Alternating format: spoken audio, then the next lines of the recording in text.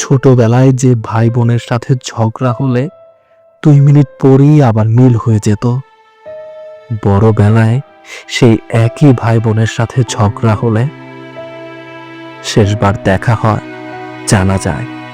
ভাই বোনের মাঝে দূরত্ব সৃষ্টি হলে মৃত্যু ছাড়া আর যোগাযোগ হয় না।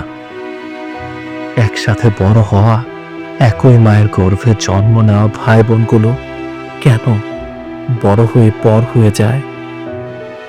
কেন তাদের মধ্যে এত দূরত্ব তৈরি হয়? কেন কারো স্বামী বা কারো স্ত্রী এসে ভাই বোনের মধুর সম্পর্কগুলো, রক্তের বন্ধনগুলো ছিন্ন করে দেয়?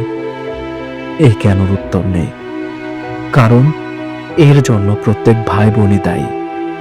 তারা কেন অন্যের কথায় নিজের রক্তের সম্পর্ক নষ্ট করে?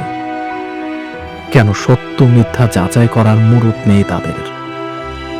কাউকে ধনী, কাউকে গরিব, সেটা তো বিধাতায় বানান।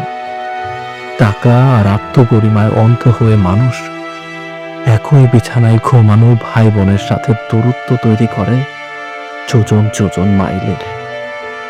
ছোটবেলায় যে ভাই বোনের সাথে ঝগড়া হলে 2 মিনিট পরেই আবার মিল হয়ে যেত, বড়বেলায় সেই একই ভাই বোনের সাথে ঝগড়া হলে শেষবার দেখা হয় জানা যায়।